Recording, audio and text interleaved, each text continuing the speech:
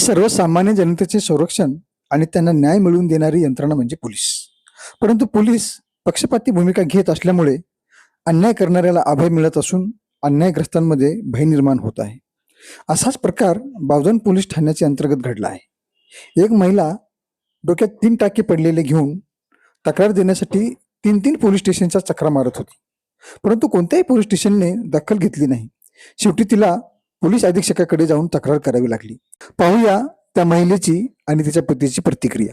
माझी जाऊ अनिता पोरे, आम्ही दोघी एकाच गुंठ्यात राहतो. फक्त तिला विचारायला गेले मी, माझ्या नवऱ्याला का अशी बोलतीस अरे तुर.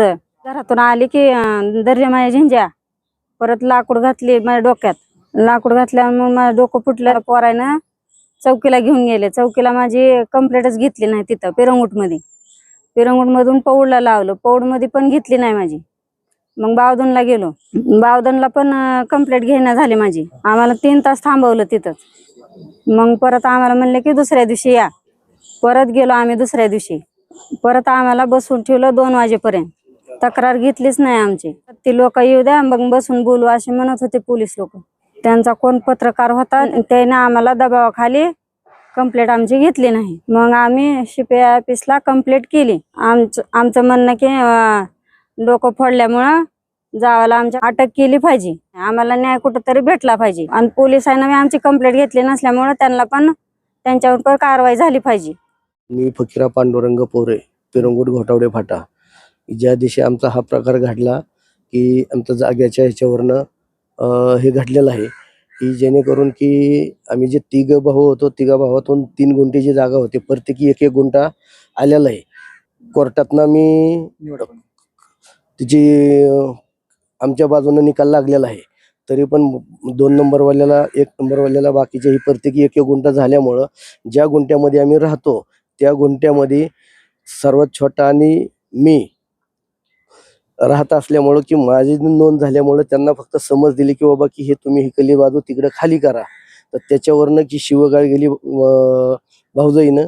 आणि त्याच्यामुळं दुसऱ्या दिवशी आम्ही मुलांना बोलवल्याच्या नंतर बाबा काय असेल ही शिव्या का देते म्हणून त्यांना विचारपूस करण्यात गेले. तर बायामध्ये गेल्याच्या नंतर तिने माझ्या मिशेचं डोकं फोडलं.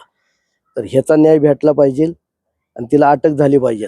आणि ह्याच्यामुळं नाही गेले म्हणून आमची कंप्लेंट घेतली नाही. पौडला गेलो, पौडवरनं नाही घेतली. पिरंगुटला गेल्यानंतर पौडला पाठवलं. पौडवरनं बावधानला गेलो. बावधानवरनं परत त्या दिवशी घेतली नाही. दुसऱ्या दिवशी आम्हाला बोलावलं. दुसऱ्या दिवशी 10:30 वाजता गेलो. 10:30 वाजल्यापासून आम्हाला 2 वाजेपर्यंत त्यांनी बसवून ठेवलं. 2 पासून परत थोडासा कागद केला. परत जेवण करायला गेले. परत माझ्या मिशेतला चक्कर यायले म्हणून मी दवाखान्यात गेलो परत सोमवारी 13 तारखेला. तर त्याच्यानंतरून म्हणले मुलांपाशी देतो. आम्हाला FIR काही भेटलेली नाहीये.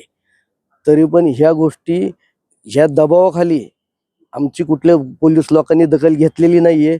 त्यांच्यावर पण त्यांची कसून चौकशी व्हावी आणि ज्यांनी कोणी ह्याच्या जे दबाव टाकलाय त्याचा पण ह्यांचा तपास व्हावा.